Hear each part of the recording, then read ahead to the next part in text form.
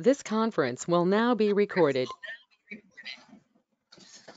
Okay, so we're looking at introduction to OS, operating system, Windows operating system basics, and Linux or Unix operating system.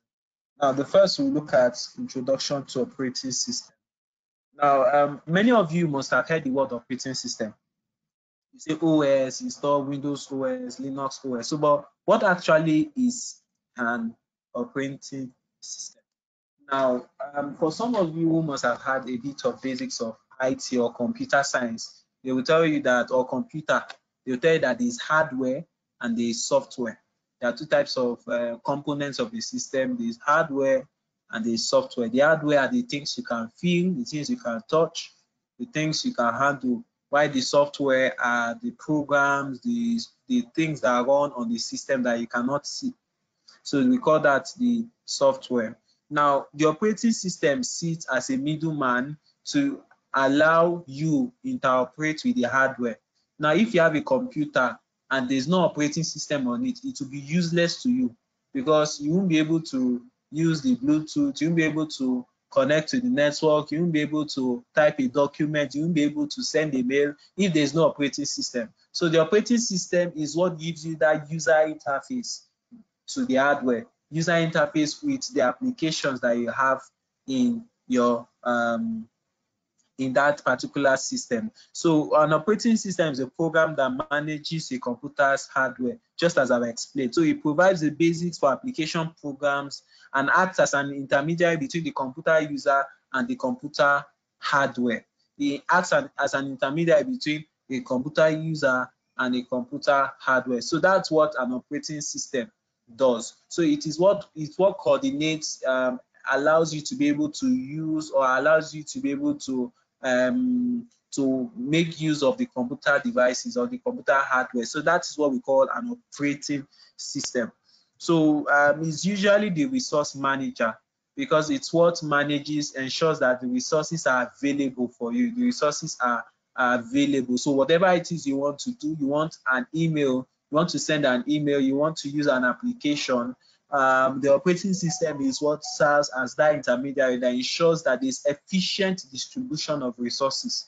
There's that efficient distribution of resources. So an example can be like, okay, let's say when you go to a bank and there are many queues in the ATM, you can say the operating system is like the security guard that is able to manage to ensure that one queue is not too long while the other queue is short, just to make it evenly so that users as you are that can effectively use the ATMs. So the ATMs are the hardware, while the security man or the person who has been put to man that ATM is like the operating system to ensure that all the customers get to use the ATM appropriately and they get to use it efficiently and effectively. So that is what an operating system is. So an example is here, as you can see in this diagram. So you have a computer hardware. The computer hardware is your memory, your RAM, your hard disk, your Wi-Fi adapter,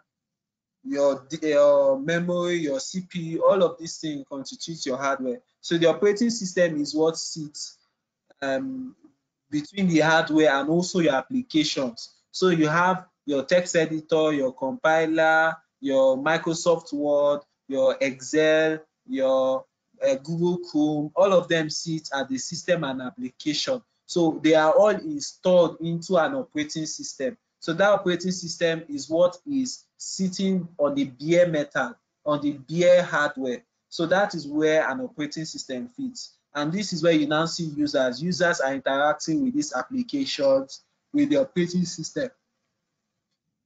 So what are the views of an operating system?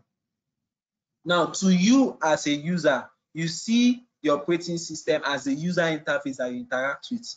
It can be graphical, which is a graphical user interface. That's like your Windows. I have a mouse pointer, I have a window, I have a desktop, I can go to my document with a click, I can type. So all of those things are what we call the graphical user interface.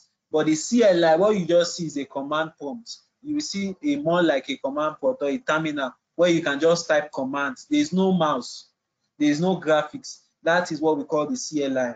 So to a user, what you see as the operating system is just the user interface. That is what you see. That is what you interact with. So GUI is graphical user interface. CLI is command line interface. CLI is command line interface. So that command line that I interact with. So, but to the system, to the resources, to the memory, to the CPU, to the hard drive, it sees the operating system as a resource allocator, somebody that allocates resource to them, somebody that allocates resource to them. That is what the system sees as the operating system, as the system resource allocator, the resource manager, the person that is able to efficiently distribute resources to them. So what are operating system tasks? We have processor management. One of the tasks that operating system does is manages your processor, it manages the memory. The memory is like your RAM, random access memory. It manages your devices. So maybe like interfaces that you have, that your devices as like provides interface between connected devices so that devices can communicate with each other. It also manages your storage, your disk space, where you store your data. It manages your application so that they can interact with you. You can interact with your application. It also provides you with a user interface. What are the functions of the operating system? It is what boots your computer. It's what performs some basic computer tasks such as your peripheral, ensuring that your mouse is working, your keyboard is working. It's what provides the user interface, whether it's a command line or the graphical user interface. It also handles system resources like the CPU.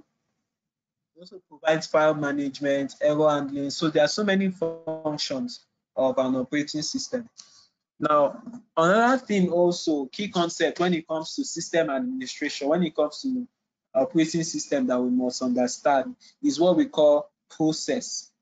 A process. A process. Now, a process is a program in execution. So every program that runs on your system is a process. When it is running, it is a process. So when it is active, it is a process. But when it is not active, it is a program. That is what a process is. So let me give an example. So I am going to my taskbar. So you can see processes here. You can see processes, performance, app history, startup, users, details, services. Now, when I go to processes here, you see apps. These are the apps that are running on my system. You can see them that they are running as processes. You can see them as running as processes. So because they are actually in execution. So the programs are in execution, they are running. That's why they are called processes. And you can see that the operating system is allocating CPUs to them, allocating memory to them, allocating disks to them, also network. That is what the operating system is doing, as you can see here. So it's giving them even graphical processing unit, the ones that need graphics to work. It's giving them a whole lot of features. So power, usage. So this is what an operating system does. So it's a resource allocator. It's allocating CPU based on it. It's allocating memory to each of those processes, to each of those programs. It's allocating disk space. It's allocating memory to each of them. As you can see, these are the processes that are actually running on my system. They are live, they are in execution. So that is what we call a process. Now, a process is not the same as a program code, a program, because process is an active entity, while program is a passive entity. So a process is a program in execution. A program is more like an application that is sitting idle. So now in systems, in system administration, in operating system, there's what we call the big three. The big three talks about the common contemporary operating systems, which includes Microsoft Windows, Mac OS X, and Linux. Microsoft Windows is a closed operating system. When I mean it is closed, when I mean that it is closed, it means that the source code, the code that was used to build the operating system is not available on the internet. You cannot go and request it. It is criminal for somebody else to possess the source code of Windows 10 or Windows 7. Microsoft will sue you because it is their proprietary, it's their copyright. So that is when we will say an operating system is closed. It is closed source. So meaning that the source code is not available, is not readily available on the internet. So another example of a closed source operating system is also Mac OS, which is produced by Apple. So your Apple operating systems are not, somebody cannot customize it. Somebody cannot take it somewhere and redefine it. No, it is solely the right. It is solely the right of Apple. Apple is the one who does or programs the operating system. But the third variant here we have is Linux. Linux is open source, meaning I can get the source code on the internet and redefine it. I can get an Ubuntu source code and design it and make it my own operating system. So that is what we call open source. It means that I can get the source code on the internet and I can redefine it, I can modify it as my own operating system. That is what we call.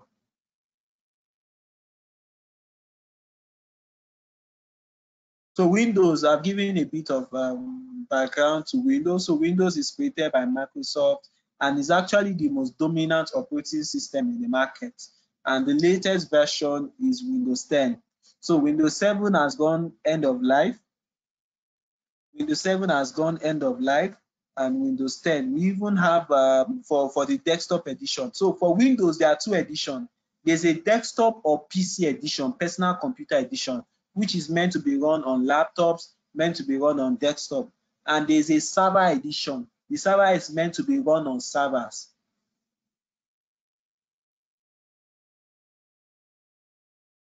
And I think I remember when I was explaining what a server is, that hosts resources. So in Windows, you have the server edition. As of now, the latest is 2019. They've released Windows 2019. 2016 is not the latest. 2019 is the latest version of the server edition. Now, Windows is all proprietary. It is closed source, as I've explained, and most of the popular manufacturers make all of their hardware. So what it means is that HP makes hardware, makes laptop, makes desktop, makes servers. Dell makes hardware. Samsung too makes hardware.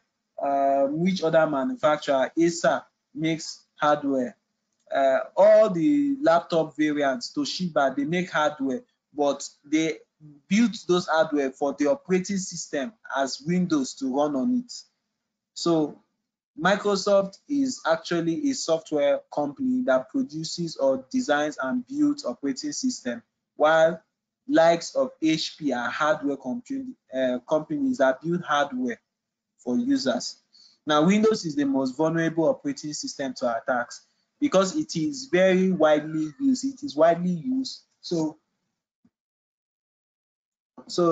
many security attackers see them as a very, very good area because the largest population of people that use computers are using Windows. So when they want to attack a wider audience, they build their malware to work on Windows.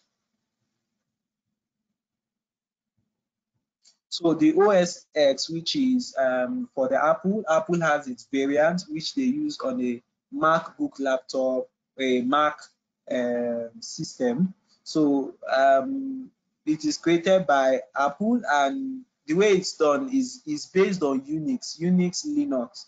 Okay, but it is such a variant that it is named. Each edition is named in terms of a cat. So you have a particular version that they call cheetah. There's a particular version puma. There's a particular version jaguar. There's panther. There's tiger. There's leopard. So all of its editions are in terms of names of a big cat. So OS X is more secure than Windows operating system, just like Linux. The reason why they are much more secure is because most attack is not an interesting area for attackers. It's not an interesting area for people that build malware. So Linux is one of the most prominent examples of a free software, open source. Now, free software means that you don't buy it. It is free. Open source means that you can get the source code on the internet. You can get the source code, work on it, and nobody would, you can get the source code, work on it, and nobody will sue you to court. Nobody will say you copy the source code. You get, so that is Linux, and the Linux was actually built by a computer engineering student who was in his final year, which is Linus Torvalds, in 1991. So he wanted building a simpler variant of Unix then, and when he built it, he made it open, and people began to work on it. And we have many flavors of Linux today. We have many variants of Linux.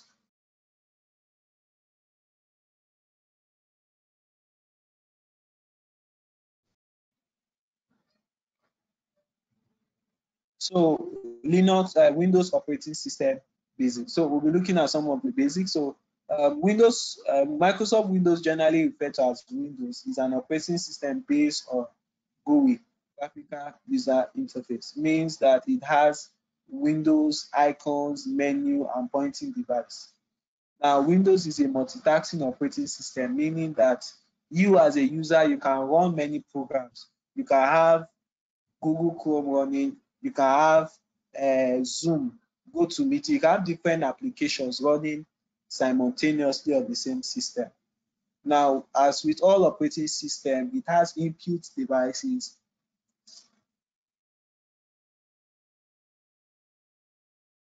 and it has output devices. It also does processing. Windows comes preloaded with most new personal computers. So most times when you buy a laptop, you always see Windows with it, maybe a Windows 10 or a Windows 8 point. So this is how Windows 10 desktop looks like. So you have the start menu here, you have the search box, you have the quick launch programs, you have the notification area. Now, Windows 10 is the most recent version of Windows operating system, and there are many variants in time past. So there have been many versions. You have Windows XP, which was very popular. We had Windows Vista. Even way ages, we had Windows 95, Windows 98, Windows ME Millennium Edition. You have Windows XP Service Pack 1, Service Pack 2, Service Pack 3. You have Windows Vista that didn't stay long.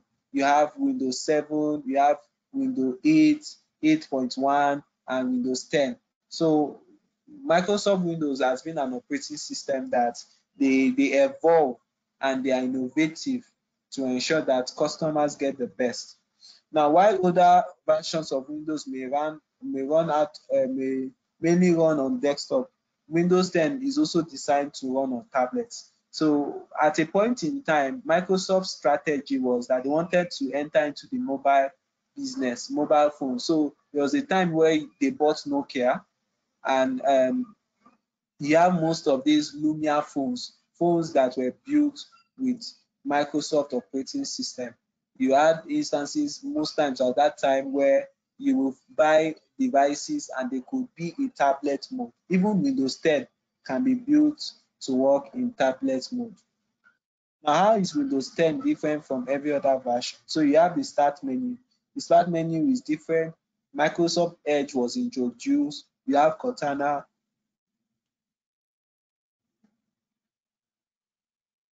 Cortana is a speech sensitizer, so you could type, you could say, and it will help you type or work on your actions. So you also have multiple desktop and task view.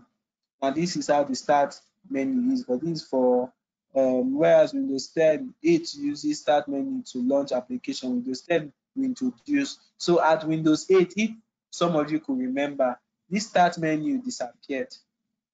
So, but when people complain, they brought it 8.1. 8.1 now had the start menu. Windows 10 had the start menu. Now, one of the strategy of Windows now is that rather than them bringing Windows 11, Windows 12, Windows 13, they are building variants of Windows 10. So you have, if you check your system, you will see Windows 10 build so and so. So let me give an example. So if I go to system, this is my settings. So if I go to system and I go down, let me see. I just wanted to show you system information. So as you can see, this is my system. This is the operating system build. You can see 2004. It does not mean that it was made in 2004, but that is the version. And this was, I installed it 4th of August. So this is the operating system build. This is the build. So they are having build versions time to time. So with those build versions, they make upgrades to the operating system. So one of the features too is Microsoft Edge. Microsoft is actually pushing Edge so much. They want to displace Google Chrome. They want people to start using Microsoft Edge and junk Google Chrome. As you all know, the initial default browser that we used to have, even till date, is Internet Explorer. So they now introduced the Google Edge, the Microsoft Edge, as an alternative to Google Chrome.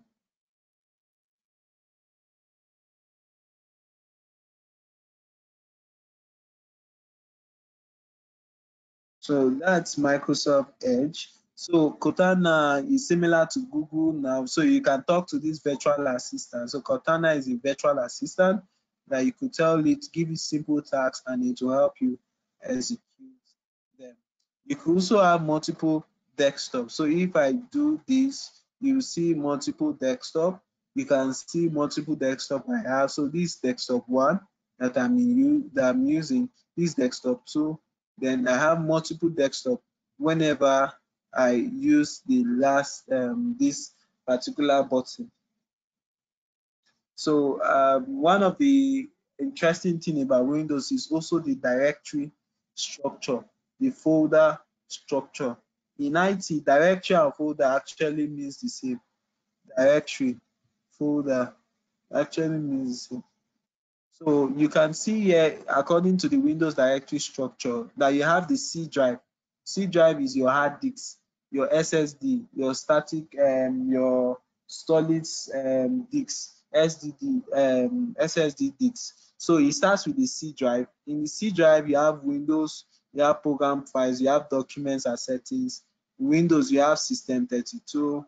Program files, you have all users, the username, and it's now broken into smaller segments. So that's how the Windows directory structure works. So Windows control panel.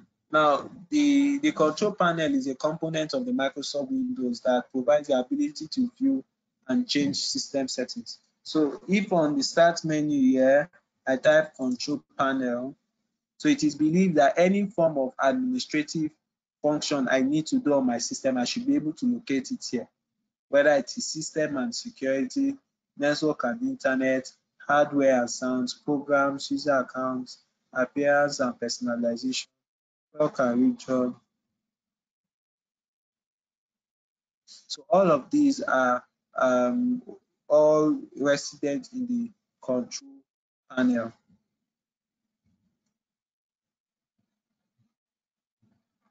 So this is how it looks like. Now, the Windows command prompt is also one of the interesting components of Windows. So Windows command prompt gives you the privilege or the idea of a CLI. So let me open my own Windows command prompt. So I can use a CMD. CMD will bring my command prompt. So this is how the command prompt looks like. And you're able to list files, you're able to view files, you're able to do a lot of things. So if I type a help here, it will show me, give me intro as to the commands I can use on this particular screen. It will give me an insight to the commands I can use at this particular stream, at this command command line. So the command line is one of the, it is a plus that you understand how the command prompt works for Windows. So how to use the command prompt, you must enter a valid command. That's one of the things we teach. You must enter a valid command, if not it will fail. A large number of commands exist in the command prompt, but their availability differs from the operating system to operating system. So just typing a help will give you an idea of a command that you can use. So basic, how to use the command prompt, hands-on. So I'll be showing you hands-on on how you can use the command prompt. For some of you, this is a walkover. You know how to use the command prompt. So I showed you the first command, help. Help details gives you insight as to the commands that you can run on the command prompt. So you have shutdown, robocopy, type, verify. That's just to give you an idea of some of the, and even gives you description of what they do. Now you also have DL. DL lists all the directory, all the contents. So when you want to list the contents of a particular folder, you type DL.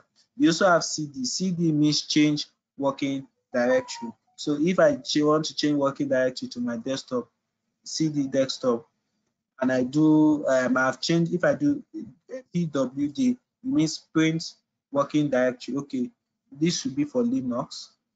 So CD is to change my directory. So I want to move from one folder to another. I need to use the CD command. Then exit is to end the session. So I've exited the command prompt. So Windows networking tools. So we'll first be looking at is ping. Ping. So before we go forward, I would like to entertain questions.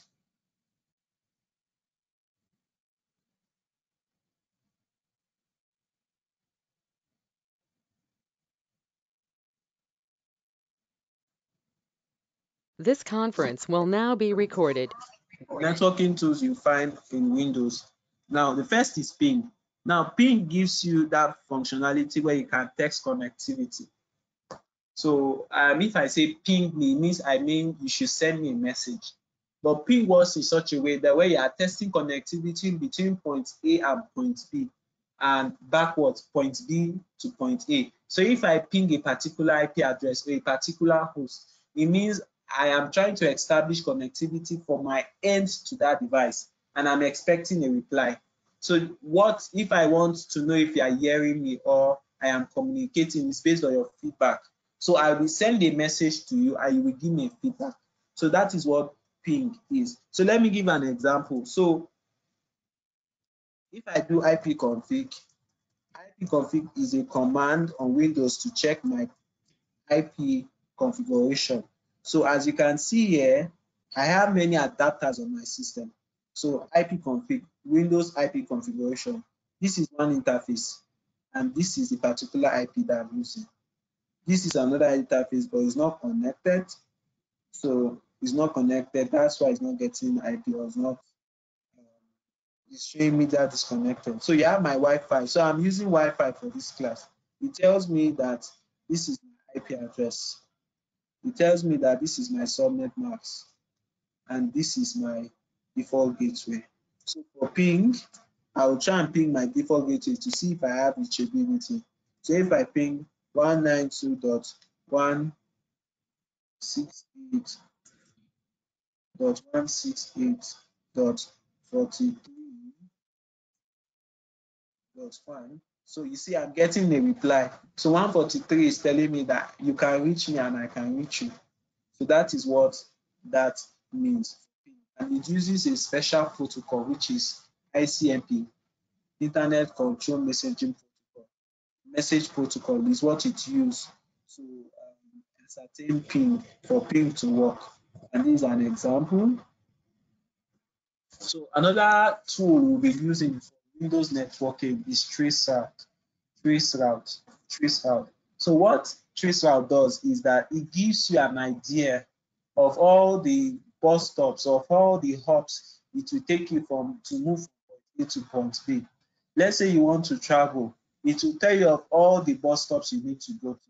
So you need to go to this bus stop, you take a bus from this bus stop to this bus stop, then from that bus stop to another bus stop. That's what traceroute does. So it's able to give you an idea of all the routers that a particular packet passed through before it gets to a destination. So let me give an example. Traceroute dash D. This dash D is just to make it faster, but I can do without the dash D. So if I do 8.8.8.8, 8.8.8.8 is a DNS server that belongs to Google, and I don't know where it is. But if I can reach 8.8.8.8, it means that I have internet access. So when I do enter, it tells me that okay, the first router or first device you will hit is my gateway 43.1. The next one is 6.139. Then after that you have 10.2, 10.197, then 72. You have 197, you have 72, 74, you have 172, 223. So before I get to 8.8. So it just gives me an idea of all the routers I will pass through to get to my destination. So this is another example. So we have IP config. I believe I showed you what IP config does. And this is what it does. It gives you the IP configuration settings. We also have another tool which is NSLookup. NSLookup is for diagnosing DNS or retrieving DNS information. So if I type NSLookup, so it will use my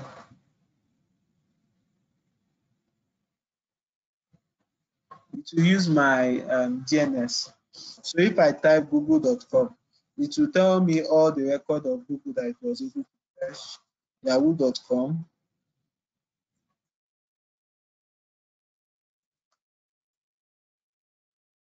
So if I type yahoo.com, it will give me the variant of the IP.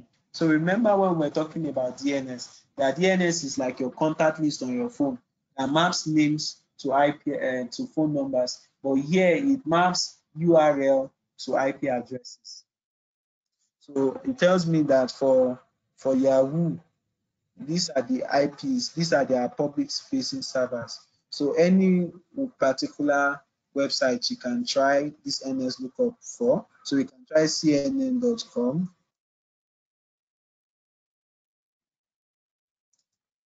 So these are all the IPs. IP version 6 IPs like this, and IP version 4 IPs. So these are the IPs that CNN has, and the reason how were we able to get to using NS lookup. This is an example. Another tool we also look at is Netstat. Netstat gives you an idea of all the active net connections for your network. To escape this, you can type exit or Ctrl+C. So if I do a Netstat,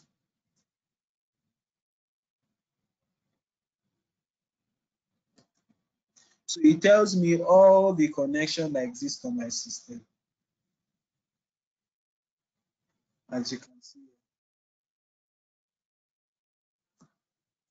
So Netstat.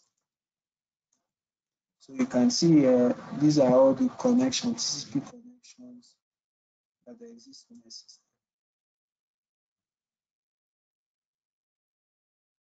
Okay, so we're done with that. So another tool again is PuTTY. PuTTY and Teraterm are another tool that we use. So I have Teraterm here. So the Teraterm is what I use for remotely logging into devices. So it's one of the tools that you can use to manage devices that are remote. So you have PuTTY, you have Teraterm. Though you can use your command prompt, but most of the times you have to have enabled telnet on it. So as you can see here, I can use telnet to enter into this host. I can use SSH or other means. So that is PuTTY Teraterm. So this is how PuTTY looks like. Now we also have Speedtest. Now Speedtest gives you Another advantage where you are able to test the speed of your network. So speedtest.net, this site is very handy for everyone. That when you want to test how fast your network is, you can go to www.speedtest.net and it will give you an average of what your skill set is in networking. Give you an average what your bandwidth is. So if I do, I'm using MTN now. When I do a go, it will measure my download speed. It will measure my upload speed.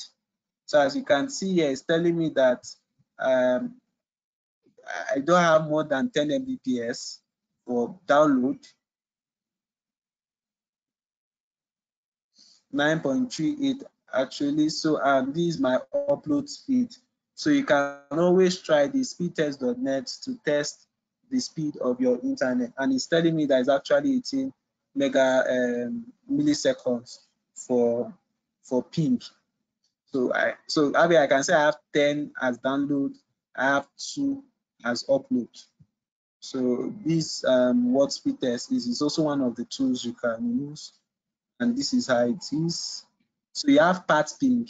Now path ping is also another tool that you can use that will give you, it does ping and trace route together.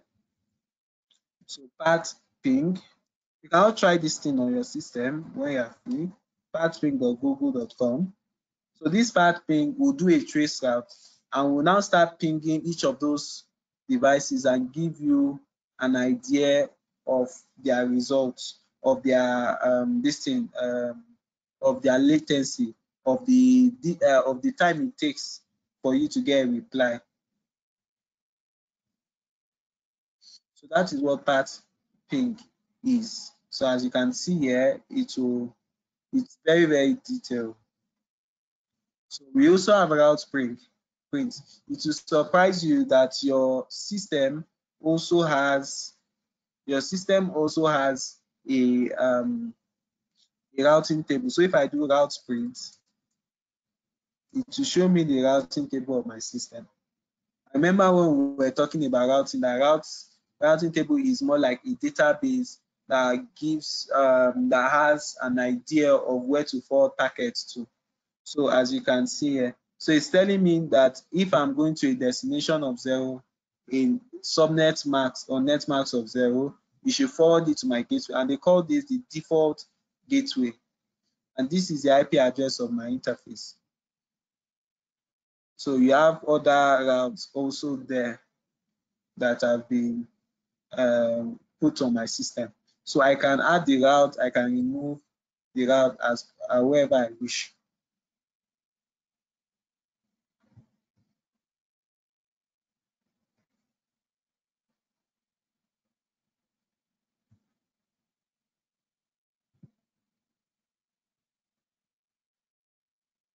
This conference will now be recorded. Okay, so we're looking at Linux, Unix, OS basics. So we looked at introduction to operating systems, looked at Windows operating system. Now we're looking at Linux. Now, I remember I've been able to lay some foundation as to what Linux is. That is a free and open source. Free in the sense that you don't buy it. Open sense in the sense that you can get the source code. So the Linux has a kernel. The kernel is more like the center of gravity of an operating system. So that's what makes Linux unique in itself. So the defining component of a Linux distribution is the Linux kernel. An operating system kernel, this operating system kernel was first released in September 17th, 1991 by Linus Torvalds. Now, Linux is a Unix clone. So you might be asking, what's the relationship between Linux and Unix? It's actually a clone because it was actually created by Linus Torvalds from scratch. So examples of Linux distribution of flavors or variants is Kali Linux, Ubuntu, Debian, OpenSUSE, Red Hat, CentOS, Fedora, Mandriva, Linux Mint. all these things, Linux distributions are free. So let me give an example. So I want to browse the internet. So let me type Fedora. When I go to Google,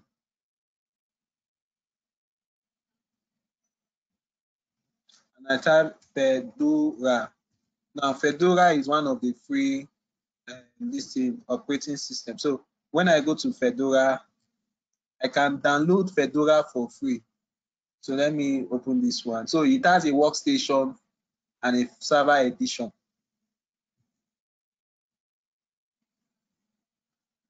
So Fedora is in variants. There are many variants. There's Linux, there's Ubuntu. Ubuntu is one of the most common. Ubuntu.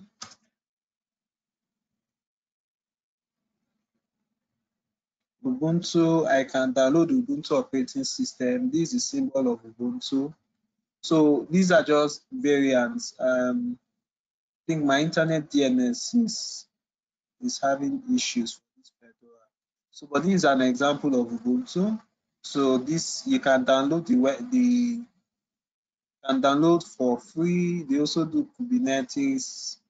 So download this desktop edition, the server edition.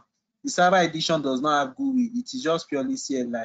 The desktop edition has graphical user interface. So these are variants of Linux. Now, the Linux also has a directory structure, and the directory structure is similar to that of Windows, but it's quite different. So you have the C drive as it is in Windows. It is called the root directory. It has a forward slash as the root directory. And in that root directory is where you have other folders or directory like bin directory, etc directory, home directory, directory, temp for temporary, user, USR directory. You have so, but where you have users actually on that home directory, where you have JSON, paths, different names, Chimda, Farouk. So all the user accounts have their directory in the home folder, and in each of them you have documents, you have downloads, you have music. So all of those things are at the directory structure of Linux. Now Linux has what we call a shell. A shell like a Linux terminal. The shell is like the command prompt in Windows, but is way advanced because it gives you a high level of granularity. It gives you a high level where you can interact with the operating system at a much more deeper level. So that's one of the reasons why Windows released the PowerShell. So for some of you who have been, maybe you've been in IT, you must have heard of PowerShell. Programmers use it, system administrator uses. The reason why is that PowerShell has much more advanced functionalities than the command prompt. Remember when we looked at the command prompt, the commands were so few, just a few commands you can use on the command prompt. But on the PowerShell or the Linux terminal, you have a lot of commands that you can execute, and it could make you to play around with the system and achieve tasks. So the terminal is a program that receives commands from the user and gives it to the operating system to process. It shows the output. The Linux shell is the main part of actually that operating system. So it's actually, the shell is basically a CLI. So some of the basic commands. So for this class, we'll be using Ubuntu in our lab. So among the tools that were given us to install, we have the Virtualbox Manager. So this Virtualbox Manager, I installed Ubuntu on it. I would show you how to install Ubuntu in as much as we go into the next module where we'll be looking at installation of Windows. So we'll be installing Windows, and we'll also be installing Linux as an example. So I'll be walking you through that. So, but for the lab here, I have already a Linux I have installed from previous classes. So I want to log in.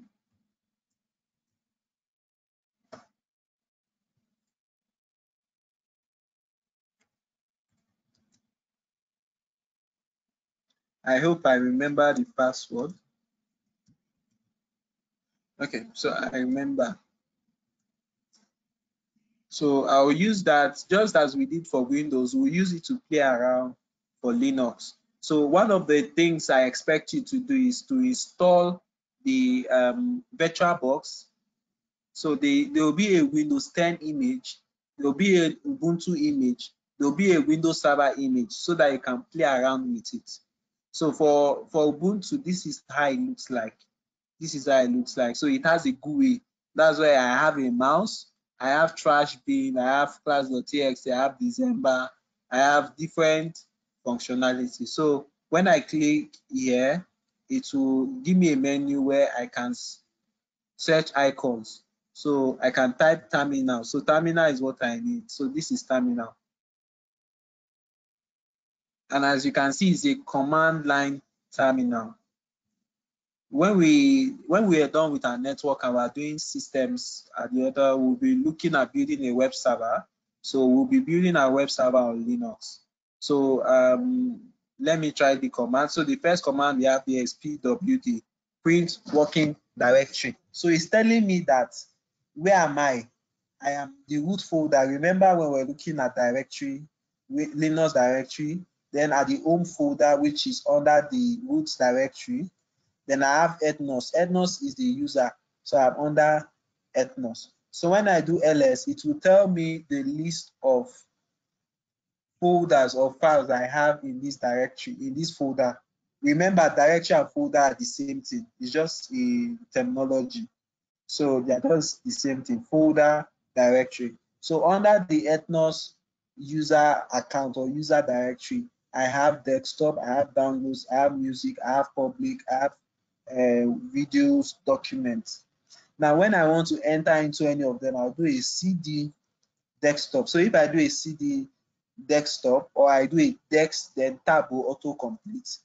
I've entered there. So if I do print working directory, as you can see, I have gone a step further. So this is the root directory, this is the home directory, this is the Ethnos directory, this is the desktop directory.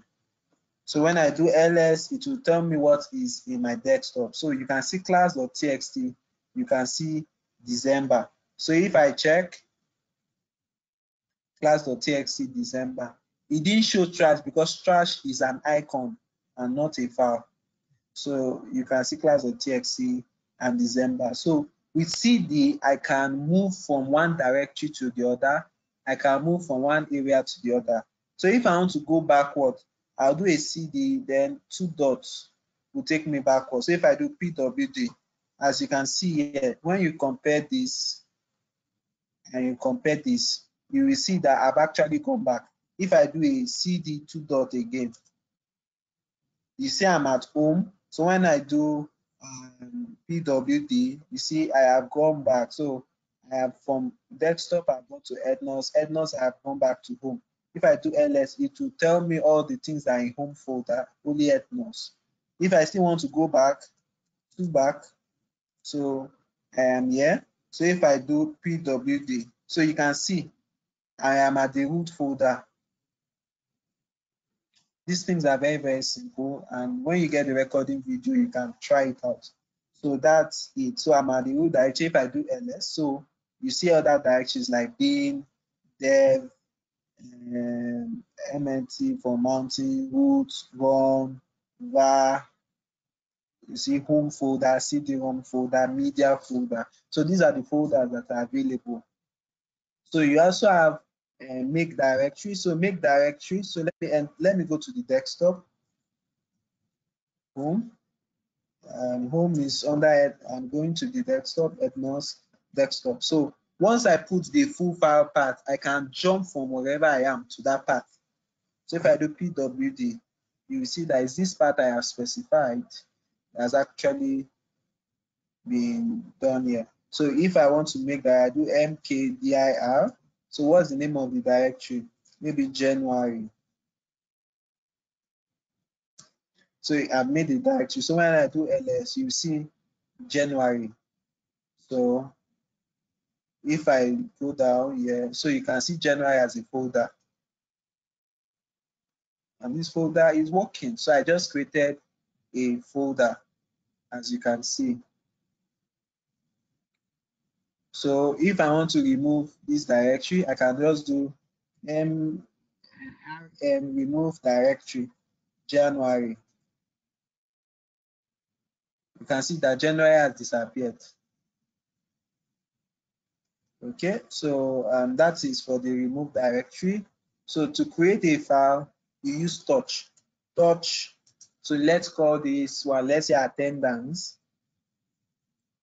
I will put the file path, file type, maybe txt for attendance.pdf. I can create any file with touch.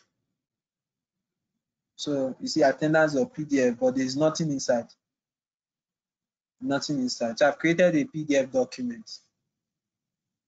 So if I want to remove it, I do rm attendance.pdf. I've removed it. We won't say it again.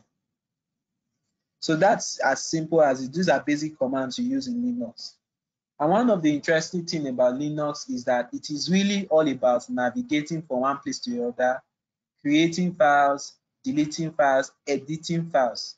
It's as simple as that. It's not rocket science. It's very simple. Linux. So so that's it. Another concept also I would like to introduce you for Linux is administrative privileges.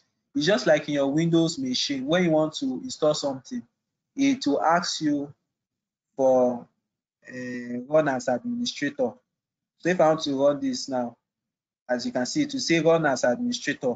Now this run as administrator in Linux is called sudo. Super dual. So the sudo is more like I want to run this thing as an administrator. So let's say sudo touch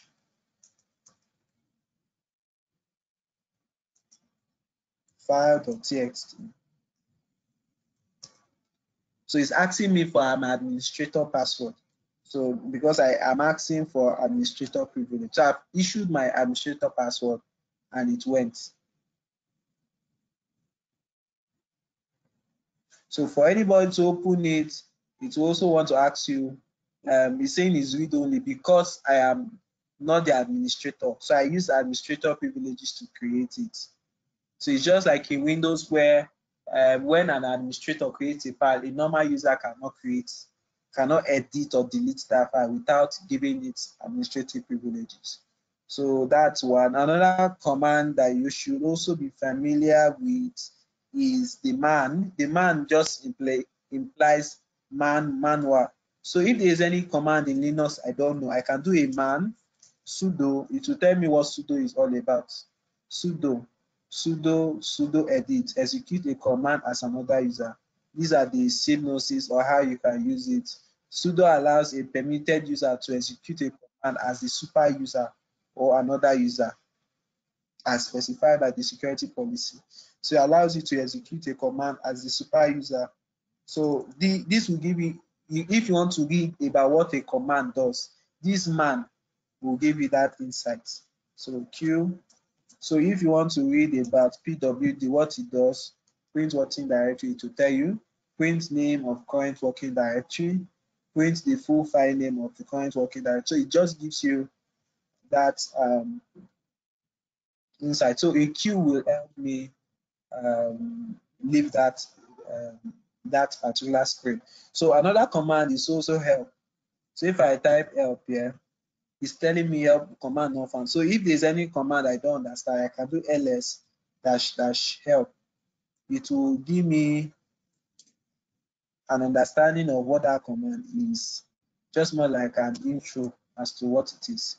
So another one we'll also learn is CP, which means copy, and also move.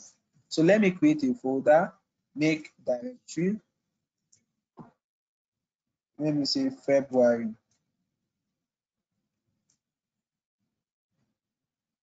So I made a directory called February. Now this directory I've made, I want to create a file. Let's say file is attendance 1. I created a file. So if I do ls, As you can see here, you can see attendance 1, you can see February. Now I want to copy attendance 1 and dump it inside February. So I'll copy it, copy the source of what I want to copy, then the directory. I want to dump it in February, then /wiki here. So if I do ls, I can see my attendance, because copy means leave the original and paste a copy. So if I enter February and I do ls, so this is the attendance I just copied. So for move, it is different. So I just close the terminal with an exit.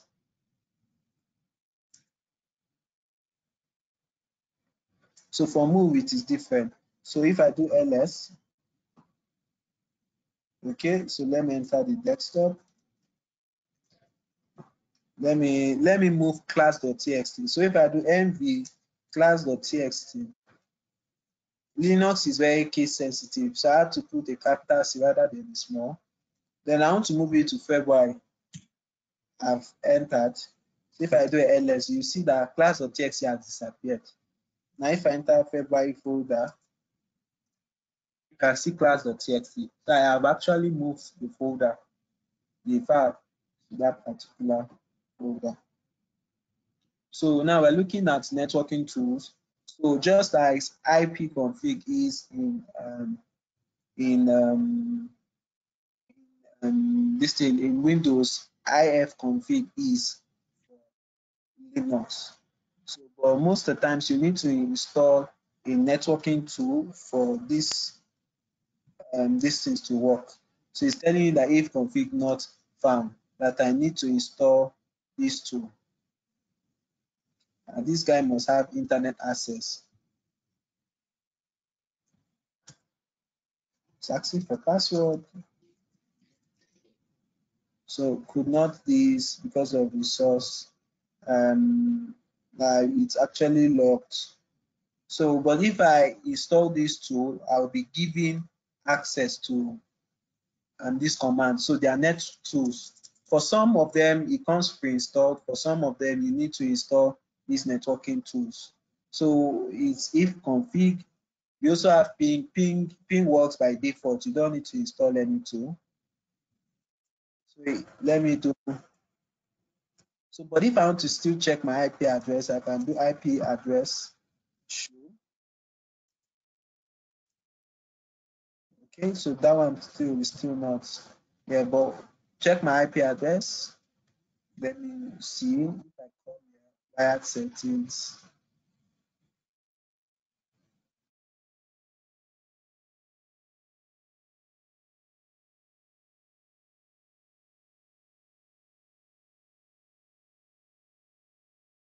So as you can see here, this is my IP that was giving me dynamically. So I can ping my default gateway.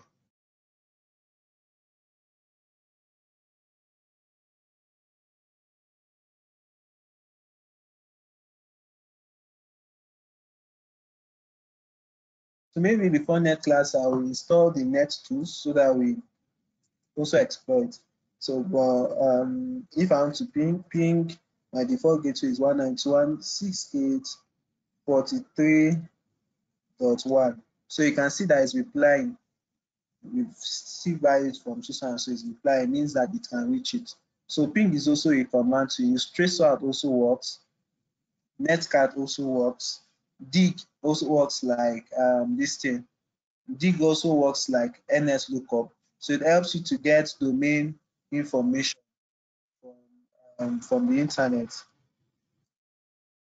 Okay, so this command is here. So let me dig yahoo.com.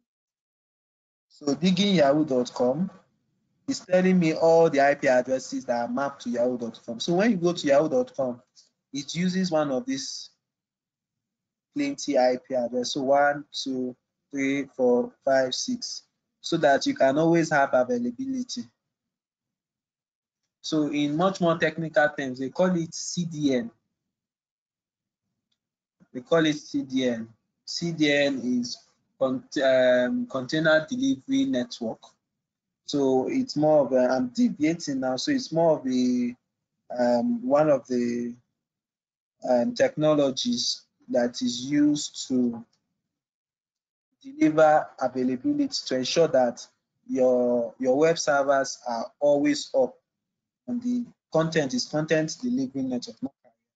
So it's just so rather than having your server only in Nigeria, in Lagos, you have one in Australia, you have one in US, you have one in America, you have one in Ghana, so that if the Nigeria one goes down, they can still redirect you to another server.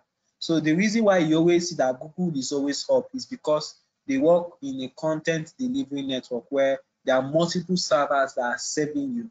So that's why you can see that Yahoo here has more than one IP address. Yahoo here has more than one IP version 5 address. So you see one, see another one, see another one. All of them are hosting yahoo.com. So NS lookup is also there. You could try NS lookup as we did in Windows.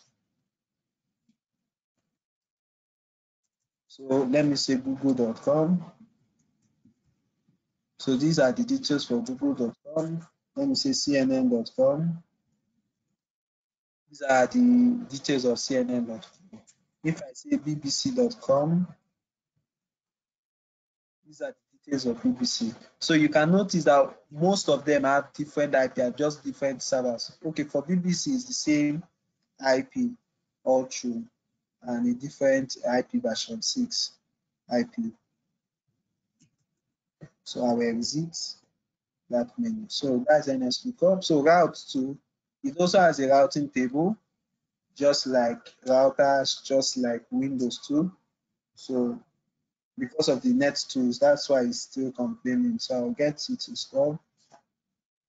Post also does more like a mapping. These are tools you can get. www.google.com. So Google has this IP address. Google has this IP version 6. Post.cnn.com. CNN has an alias, Turner.this.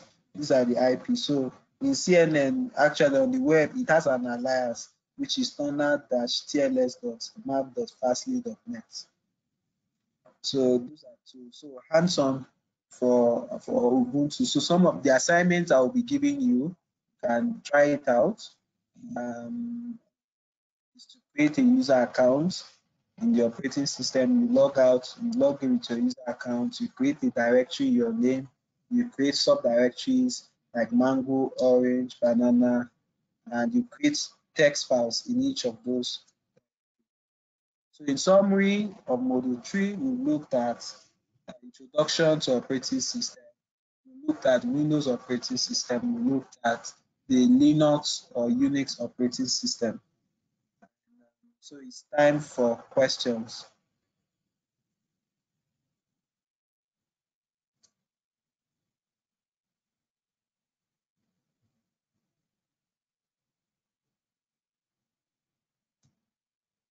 This conference will now be recorded. Okay, so in our last session, we built this network physical topology. So based on drawing learnings from this particular network topology of Ethnos Bank, where you have headquarter, you have a branch in headquarter, which you have a switch, a PC, a laptop, a wireless access point, and a printer. You also have a server farm. A server farm where you have the Active Directory server, you have a web server, you have a file server. And the Abuja branch, you have the switch, you have the PC, the same thing, so Abuja, Port Harcourt. So we'll be configuring it to ensure that this particular network works. So first of all, we'll be configuring our router. So the last class, I gave a little bit of intro as how to configure a router. So you can watch the last video. So the basic configurations of the router. we're able to create an enable password. We're able to create a host name, which is the name of the device. And I also explained about the Cisco. Oh boy. This Cisco 123. Okay, we did Cisco 123 as the enable secret password. So when I talked about the show running config is the config that is running live, and it's also the show startup. The show start is the startup config is the one that is running on the background, is running whenever it powers up. So to save it, we'll copy what is in the running config and overwrite the startup so that whatever it is we have in running will also be in the startup.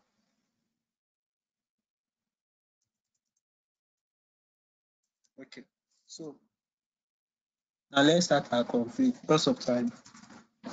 So on the Lagos route, Lagos end, so let me zoom, magnify so that you can see. Okay, so I believe you can see. So we are starting with the Lagos router. So we'll enter a global config mode, config T. So we have many interfaces. So to view our interface, we can do show show. The reason I'm using do is because I'm not in privilege exec. Privilege exec is actually the mode where you use a show. So I'll do show IP interface brief. It shows me all the interfaces that are connected. So I have G0/0. You might be looking at what is this. So G0/0, I have G0/1, G0/2, 0/0/1, 0, 0/1/0. So I know from this that these are my fiber ports, fiber connections. While these other ones are my fast Ethernet, the LAN cables, the UTP cables are connected straight through cable. So if I come here to this guy, it gives me an insight of who is connected to who. So if I come here, so it tells me that G0/0 is connected to the server farm. Okay, so with that, I would go and configure that interface. So enter the interface G0/0. And in interface, the command to use is IP address. Then the IP address 192.168.10. So if you notice, this is the network segment 10.0. And usually we use the first usable host .1. Then the subnet mask 255.255 because it's /24.0, enter. By default, the interfaces are shut down. That's why you see administrative down here. This administrative down means that the interfaces are shut down. So what it means, we'll need to unshut it. No shut down. You see that the interface has come up. And you can see that it has turned green here. Why? Is because I have made this interface to come. Okay. So now if I check this other interface that connects to the LAN in the HQ, so I have G0/1 is connecting to the LAN, and this is the network segment. I guess you're all following me. Yes. Okay. So now I need to configure that. So interface. So rather than going exit back to global config, I can just jump, since I already know the interface, I can just jump from that interface to another interface. That's one of the beauty in the global config. Once you are configured, once you know the full command, you can jump. So it's supposed to be interface like this, but I do INT. INT is the short form for interface. So G0/1 is connecting to this network segment here. So IP address 192.168.11.1 255.255.255.255, okay, /24, enter. I'll do a no short. Remember, no shutdown. No short is a short form for no shutdown. Remember that it is administratively down because by default, when you buy a new device, the interfaces are shut down by default. You have to you have to unshut those interfaces. So as you can see here, it has turned green. Now the next interfaces is the one connecting to Abuja. This is the one to Abuja. This is the one to Port Harcourt. As you can see in this architecture. So Abuja is connected here. Lagos is connected here.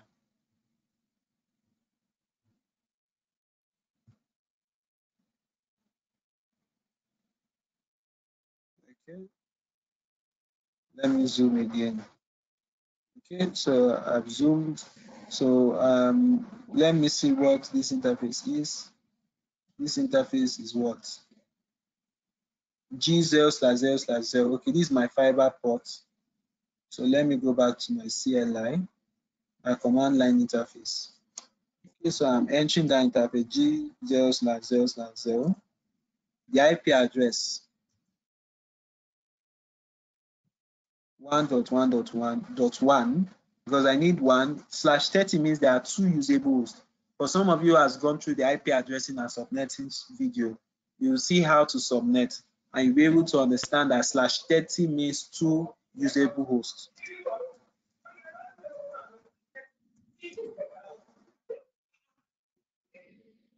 So I've configured that IP, so I'll do a no short. So you see that the interface is down. The reason why the interface is down is because the other interface is also down. So for one interface is most likely, or router to router, unless you go and unshort the other interfaces, they are down. So I will leave that till when I get to Abuja. So I'll configure the one going to Port Harcourt. The one going to Port Harcourt is this particular interface. I'll give it an IP address 2.2.2.1.255.255.255.0. Then I'll do a no short to enable the interface. So it's also showing me down. Yeah. And the reason why it's showing me down is because the other interface is down. So I will do end. I'll go to privilege exec mode. Then WR is a short form for saving. Right. Type right. It also means WR. Also the same thing. If I do copy, these are just variants. Copy, run, start. Also serve the same purpose. They all serve the same purpose. So I used to use WR because it is fast, quick to the answer. So I have configured Lagos HQ IP addressing. So let me go to Abuja. Abuja. Now we are now in Abuja. We are inside the router now. So remember, I had to go to CLI when I opened the router. So I opened the router. I went to CLI because CLI is where I'm interested in. Remember, we've not configured Abuja router before, so we'll do it from scratch. Remember, by default, it will present you in privilege exec mode, this particular arrow, greater than sign. Then enable will take you to privilege. Then you will now go to global config with config T. So with config T, I am in global config. Now the first thing I want to configure is my host name. Host name is the name of the device. Okay, Abuja. So you see that it has changed. Abuja. Another thing I want to do is enable secret. So it's a password to configure my enable so that I can control people. That if anybody gain access to my router and is at the privilege exec mode, the person will be limited. So let me call it Cisco 123. Then I also configure the console. Console is the first password that you get. I put a password, Cisco. Then I'll do a login. This login command is very necessary. If you don't put the login, it will not work. You will not be able to log in using console. Another config we do as basics is like VTY. This VTY is for remote connection and it has only 5 active sessions. So we do 0 to 4. There's a session for 0, for 1, for 2, for 3, for 4. So I'll give it a password, Cisco. I'll log in. So as simple as it, I've done the basic config. But what I'm interested in is the interfaces for now. So I'll go back to my global config. So if I do show IP interface brief to show me the interfaces. So it's telling me, as you can see, all of them are down. This is my fiber port, but I don't know my LAN port. So I'll come here and check. My LAN port is G0/0. Okay, that's interesting. This Lagos, Abuja. Okay, so I'm in global config already. It's G0/0. I'm at the LAN edge. So the IP address they have is 200. So IP address 192.168.200.255 because it's /24. Wait, no short. So as you can see, the interface is up now.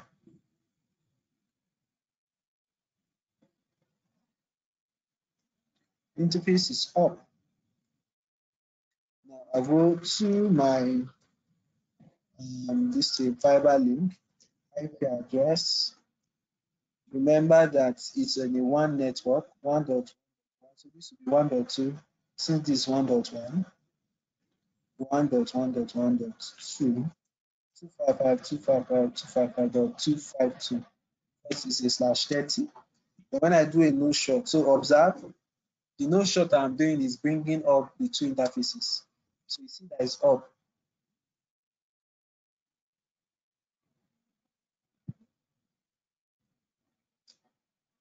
The two interfaces are up.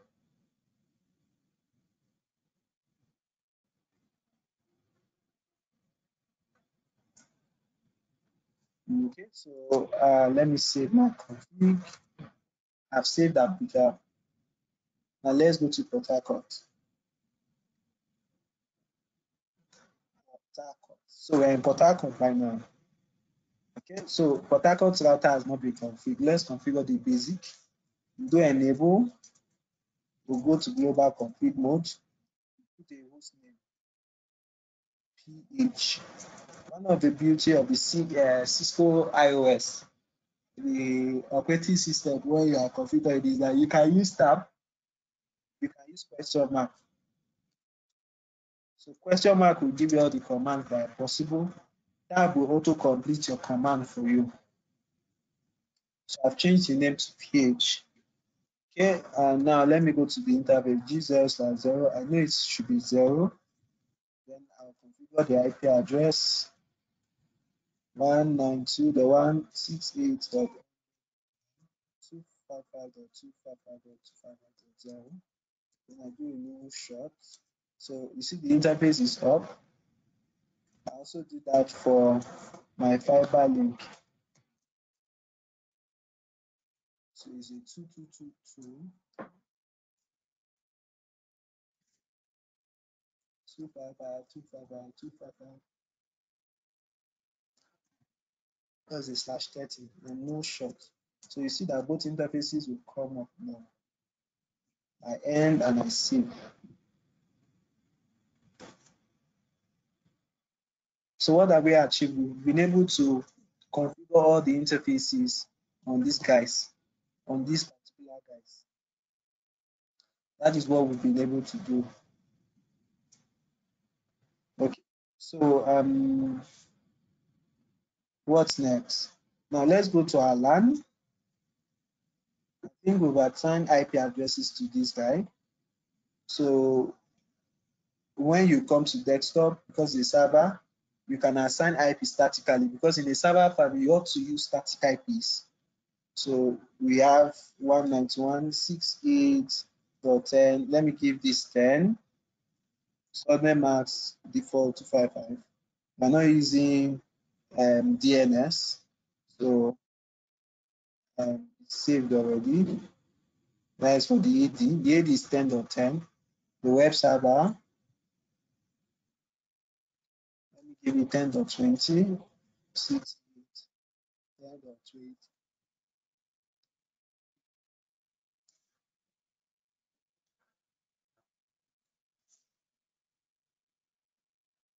File server Then we return the 30.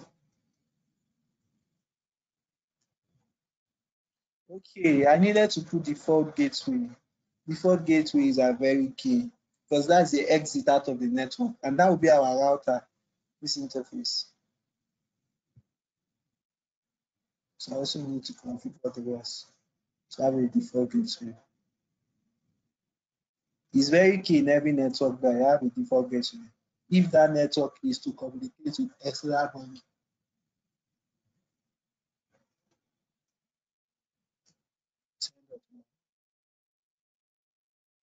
So you read it and we see what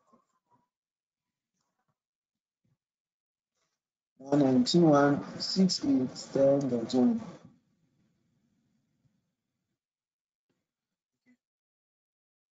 Web server is done. 191.6.8.10.1. So I can just even readily try because it's within a network. I can go to the command prompt and ping my default gateway.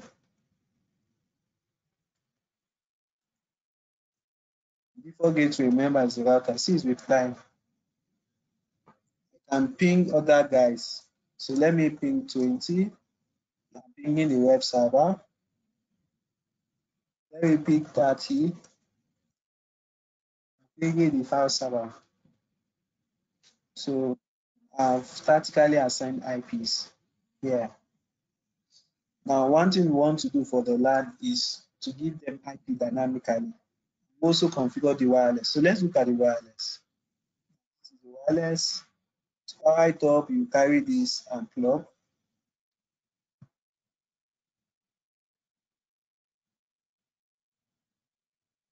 It's coming now.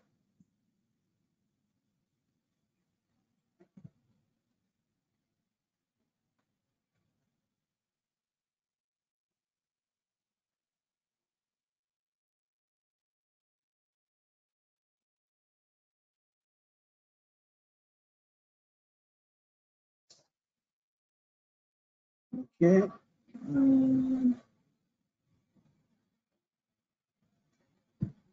Okay. This particular access point needs a wireless controller. Wireless controller, while this they call them lightweights, meaning that they cannot work independently. So we might need to get another variant. I think my magnifier is what's causing issues now.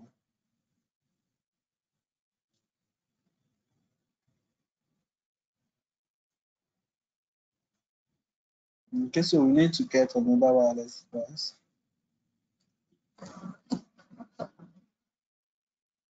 Ones are using wireless controller.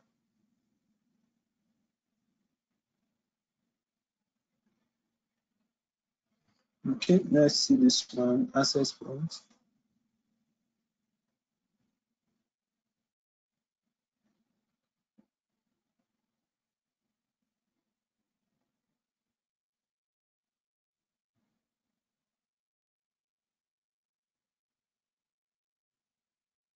Okay, I'm just checking them out.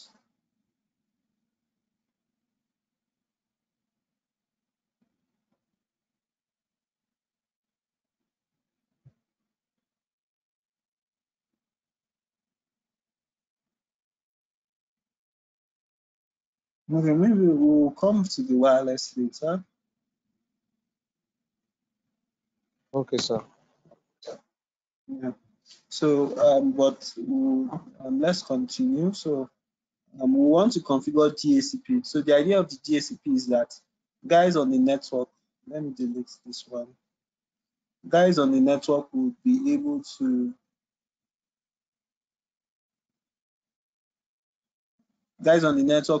automatically get IP address. So let's go to the router. You can configure DHCP either on the switch or on the router. For this scenario, let's configure it on our router because it's still the same config that you can do. The basic config on the router is still the same on the switch. Still the same on the switch.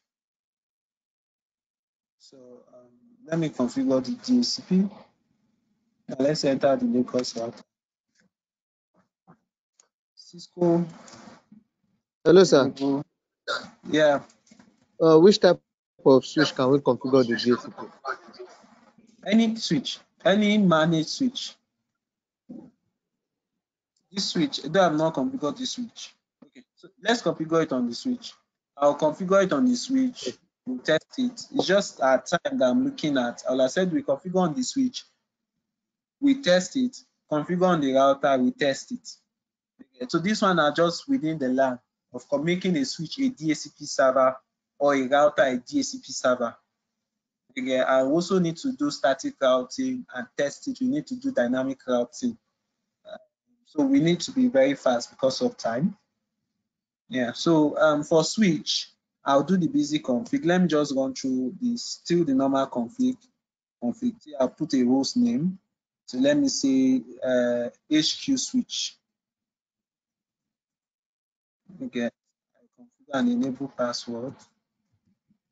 Enable secret. Cisco 123. For instance, I do a line console password. Cisco. I do a login. I do a line VTY 0. So for switches have 16 particular sessions that can take place. So we used to do 0 to 15. Password Cisco login. So I've saved it. Basic configs there. Now, so if I go to normal config and I do IP DHCP pool, it will ask for a name. So let's say HQ LAN. If I do a question mark, it's asking for address, default router, network. So what's the network? The network is 192.168.11.0. Subnet mask 255.255.255.0. Okay, so what's my default router? My default router is my default gateway. 192.168.11.1. Okay, so it's asking for DNS. I can configure DNS so that as it's giving people IP, they will have a DNS. So I can say my DNS is 8.8.8, which is Google DNS. Now it says address. If I have some reserved address, so I want to, there are many ways to reserve it. I can reserve it here. So I want to first of all reserve my default gateway. I don't want anybody to take my default gateway. Okay, this one is to map addresses to people so that whenever it's giving IP to people, it will be giving only some specific people. So it's just more like saying anytime a person system comes in here, this is a particular IP that should be given that person. So that is what this address, hardware address or client identifier, so that anytime it sees that device, that is only the IP to give them. So it's as simple as that. Then I need to exclude IP DHCP exclude. I need to exclude some IP addresses from the DHCP pool. I don't want people to be having my default gateway, or I want to even reserve a block of IP. So for most people, they reserve the first 10, maybe first 5, so that DHCP will not assign it to users. So 11 dots, I want from 11.1 to 192.168. But 11.10. I don't want it to be given to anybody. So I've excluded it. Okay, so for switch, I must have an interface on that network because it uses an interface to relay the DHCP. So I must configure what we call SBI. So an interface. So let's say VLAN 1, because everybody's on VLAN 1. I'll now put it an IP address 192.168. These things are pretty simple. 11.2, 255.0. I'm doing no shot. Is now up. If I do a WR. So if I do show IP interface brief to see the interfaces. it will show VLAN 1 as one of the interface. So let's try something. We go to a PC, we come to desktop, come to IP, and we ask it, get IP via what? DHCP. Can you see that it has gotten IP?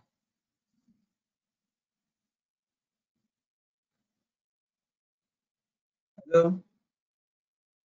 Yes, yes, I can see. Yeah, so you see I configured the DHCP on the switch. Okay, so let's try for printer. Though in printer sense, you usually use static because printers, you don't want them to be getting IP dynamically. So let's check DHCP.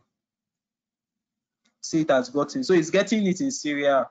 Remember, I've reserved 1 to 10. So the only one he can give is from 11. So he has given 11 to PC. He has given 12 to the printer. You get? He has given 12 to the printer. So we'll come back to the wireless. So I just showed you here how to configure a switch as a DHCP. So okay, let's go to Abuja. Abuja will configure the router as the DHCP. So just so that you have the feel of both, it's really the same thing. It's not rocket science.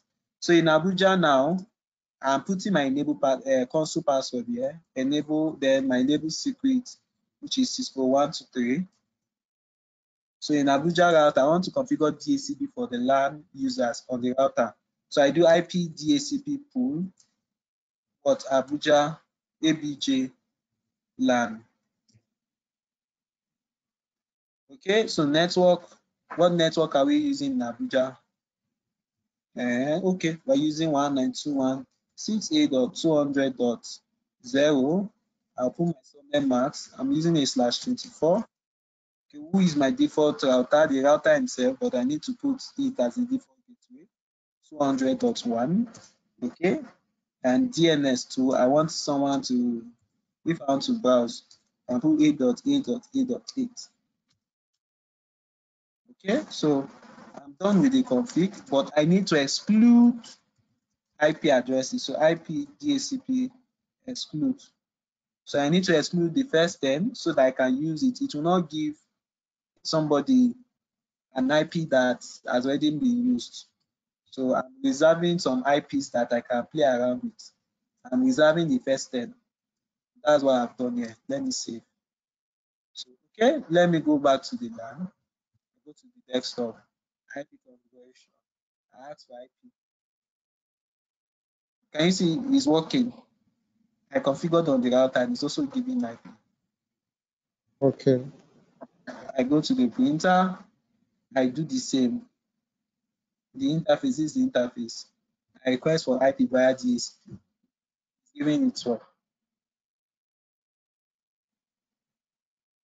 I don't know if it's understood.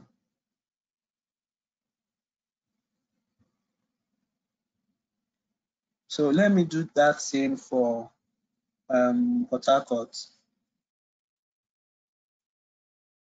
Okay, we didn't configure console password in Port Harcourt.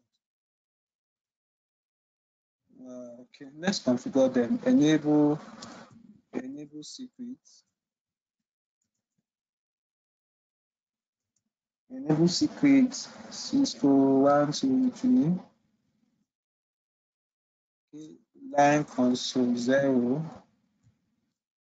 Password Cisco login. Save. So if I should exit, it's asking me for the password again, console password. Enable is asking me for enable secret password. Okay, so now let's configure DHCP and go to global config mode. I do IP DHCP PH LAN. I give it the network 192.168.100.0, 100.0, then the subnet mask 0, default router, which is my default gateway, then DNS 8.8.8.8. Okay, Let me save. Let me exclude some IP address. IP TCP exclude addresses 192.168.100.1 to 192.168.100.10. So you can exclude individual or a range. The reason why this is in the range is because I have the first, I have the second. So if I put 2, it will be 1 to 2, 1 to 5. If I put a different network segment, it will take it as an individual network. So let me see. So now let's go to PC.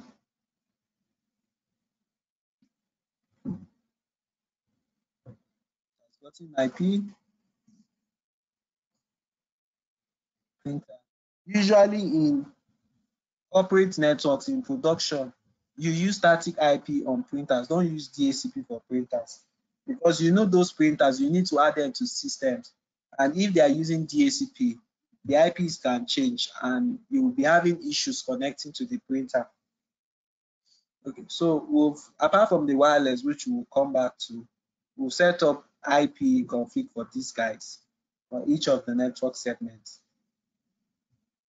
Okay, so the next thing for we to do is routing. We'll configure and work on routing. I remember when we were going through IP routing, we talked about 2 types of routing. We said there is static routing and there is dynamic routing. Now, let's look at the advantage of routing. So I'm using this PC in Port Harcourt for an example. So I want you to watch. So I can ping from this PC. Can I ping my default gateway? Let's see. Ping my default gateway 192.168.100.1. Okay, I can ping the default gateway. Can I ping Lagos? So let me see if I can reach the Active Directory, which is 10.10. You see that it's failing. And who is telling its destination? It says reply from 100.1. Destination host unreachable. This router, Port Harcourt router, is replying and telling this PC that this destination is unreachable. Now that's where routing comes in. So we want Port Harcourt people to be able to access Abuja. We want Abuja people to be able to access Port Harcourt. We want Lagos people to be able to access Abuja and Port Harcourt. So that's what we want to achieve. So and we'll achieve that first of all with static routing. Then we'll remove the route, static routing, then use dynamic routing. Okay, static routing is very simple. I want everyone to be with me. I don't know if you're with me. Yes, I'm with you. Okay. So now, so this is how static routing works. Static routing is like you telling the router that if you want to get to this place, this is where you should follow. This is the road.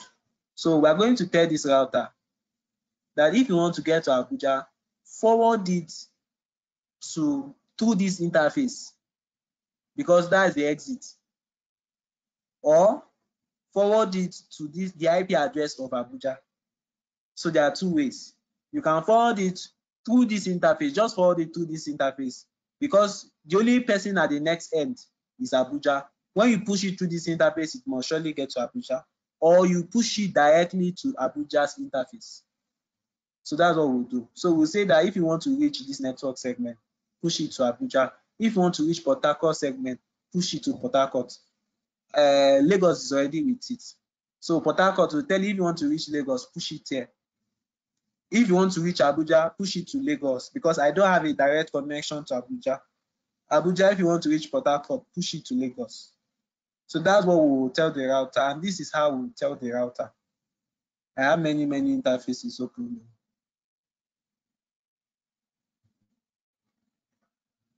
But I hope you understand what we've been doing thus far. Yes, sir. Yes, sir. Yeah, so and you can also watch the video to give you more clarity. Okay, so we are in our headquarters in Lagos. Now we want to use static routing. That's the first objective here. So I'm entering my console password to enter Cisco. I'm now entering my enable password Cisco 123. Okay. So I'm there. So let me go to the global config. So this is how to configure static route. You do IP space route space the destination. So we want to tell this router that this is how to go to Abuja. What is Abuja network segment 192.168.200.0? Put the default mask, the subnet mask 0 here. Then you can see here what is the forwarding router's address. Who should I send it to? What is the exit interface? This interface I also asking here. So, but most times we always advise that you send it to the IP address of Abuja to the door. So, what is the IP address of Abuja? Is 111.2 because facing Lagos, the IP address that Lagos is using to reach Abuja is 1.1.1.2. I have told it how to get to Abuja. So Lagos, if you see anybody going to Abuja, forward him to 1.1.1.2 because that is Abuja's door. I don't know if you get me. Yeah? Yes, sir. You said? You said? Now continue. Yes. Okay. So also for Port Harcourt, to tell it Lagos, if you want to get, if anybody wants to go to Port Harcourt from Lagos, IP route, the IP address of Port Harcourt 100.0, the default subnet max, and the interface of Port Harcourt. So what is the interface? What is the IP address of Port Harcourt facing Lagos? 2.2.2.2. It's as simple as that. So I've configured Lagos. So now Lagos knows how to get to Abuja. Lagos knows how to get to Port Harcourt. He knows who is behind Port Harcourt. He knows who is behind Abuja. So I have done that for Lagos. Now let me go to Port Harcourt. So I'm now in Port Harcourt. Okay, Port Harcourt. How do you get to Abuja? How do you get to Lagos? So Port Harcourt network segment needs to know how to get to different network segments. So he needs to know how to get to the server farm. He needs to know how to get to the LAN. He needs to know how to get to Abuja. So there are 3 routes I'm creating. I'm creating a route to teach Port Harcourt how to get to the server farm. I'm creating another route to teach Port Harcourt router how to get to the LAN. I'm also creating another route to teach Port Harcourt how to get to Abuja. So, but if I don't want Port Harcourt to access the Lagos LAN, I will not put a route for it. It doesn't know how to get there. So I'll do IP route. What is the IP address of the server farm? 192.168.10.0, 255.255.255.0. Then I will need to tell it the exit interface, the interface of Lagos facing Port Harcourt. It is 2.2.2.1. So I'm telling Port Harcourt that if you want to get to server farm, forward it to this interface because this interface is 2.2.2.1. Okay. Now I also need to tell, one of the beauty of this thing is that you can also, let me see if this guy has that capability. Don't worry. For much advanced devices, you can label the routes, the IP routes, so that the static route, so that people would seeing it, they already know what it does. So I want to go to the Lagos LAN. So I'll do 192.168.11.0, 255.255.255.0. Then I'm pushing it to Lagos 2.2.2.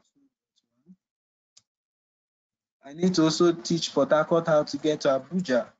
And the only way to get to Abuja is through Lagos. 192.168.200.0, 255.255.255.0. Should push it to Lagos because Lagos knows how to get to Abuja.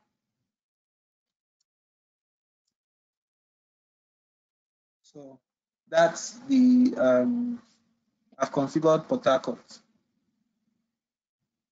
So now if we don't configure Abuja, because you know how ping works, ping needs to go and come. So let me give an example. So to illustrate my point,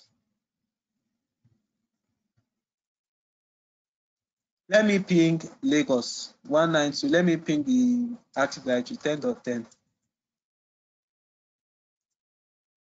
Don't mind the first timeout. The first timeout is you to use to learn this, but after it will start going. Okay, so server farm is going. I can reach web server. Also one timeout, then it will start going. So that's why there are multiple. There is always 4 tries, but you try multiple times. Okay, so let me try 30. So from here, it's telling me that I can reach everything in the server farm. That's what it means here. That Port Harcourt PCs in Port Harcourt can access the web application, the core banking application in Lagos server farm. Okay, so let me check the LAN too. Remember, we also configured the LAN. So 11.11 is the PC. 11.12 is the printer. So you see I can reach it. 11.12. I'm pinging from Port Harcourt. I can reach the printer. I can send something to the printer in Lagos because of the routing I have done. Now let me try Abuja. Remember, Port Harcourt knows how to get to Abuja, but Abuja does not know how to get to Port Harcourt. Let's see. Ping. Let's ping Abuja. 200.11. 11 is the PC.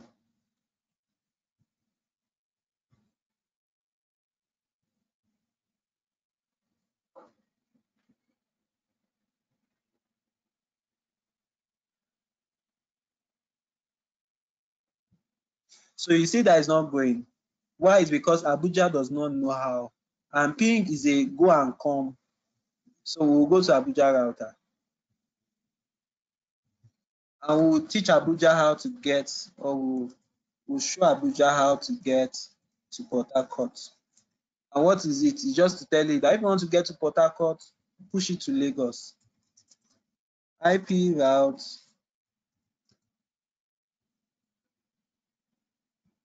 to what is Port Harcourt IP 2.168.100.0.255.255.255.0.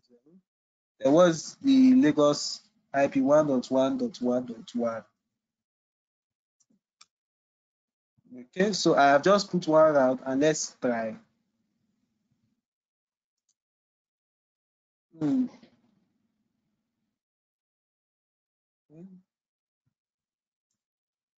So you see that is going.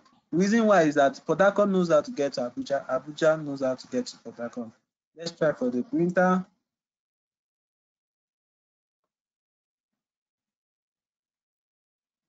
See, it's working also. So that's it. So I need to also configure in Abuja how to get to the server farm. So Abuja wants to get to server farm. How? IP route 192.168.10.0 255.255.255. This is subnet max 55.0 1.1.1.1. So you see the beauty of understanding subnet in IP addressing, because that's what you use in routing so much. IP addresses, subnets. Okay, so there's one more route. The route is for the headquarters LAN, this LAN. So we say 192.168.11.0 255.255.255.0 1.1.1. So I've done all 3. Okay. This is the most annoying thing in school. When you type a wrong password, wrong this thing, it will try to resolve it to an IP. Unless you do no IP domain lookup before it stops. So from this PC, let's see, in Abuja, can we get to the AD? Can we get to our core banking applications? 192.168.10.10. Okay, I can reach the AD. Let me see if I can reach 20, if I can reach the web server. Yes. Can I also reach the file server? Yes. So it's fine. So what we've been able to do here is that using static routing, we've created a network that has converged, meaning that each segment of the network can reach each other segments. They can talk to each other. They understand the path. So now all that we've configured now, let's check. If we check show IP route shows you the routing table. So you can see the routing table. 1.1.1.1 is directly connected on this interface. I'm connected to Abuja on this interface. This is the network, and this is my IP 1.1.1/32. Then 2.2.2.0 is directly connected on G0/1/0. I'm connected to Port Harcourt on this interface. So look at the two static routes we put. They are in the routing table. If we go to Abuja now and do show IP route, it will also show us the routing table. So you can see the three static routes that we created. So the same with Port Harcourt. So that is static routing. That is static routing. So we'll call it a day here. Then next class we'll do dynamic routing and also the wireless. So by next class we should be finished with this particular lab, hands-on lab. So I encourage every one of us to try these things out. Watch previous videos. Watch this video when you get it in the course of the week. When you watch these videos, try and practice them out so that the next class you can have questions. So also on our WhatsApp group, you can put up your questions and I'll be able to attend to them within the week. So any other question?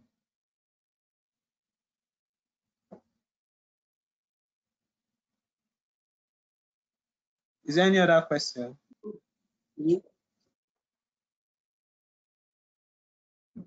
Oh, no question from my end. Okay. So that means in the absence of none, we'll call it a day here. So remember what we've done today. We configured the interfaces. We configured the static IP. We configured Dhcp on the switch. We tested it working. We configured Dhcp on the routers. We tested it working. We configured static routing to ensure that remote locations can communicate with each other. That is what we've done today in this hands-on. And in next class, we hope to finish up the lab to start up also the system administration for Windows, Linux installation, and also Active Directory. So thank you. Yes, sir. Thank you so much, sir. We really appreciate. Okay.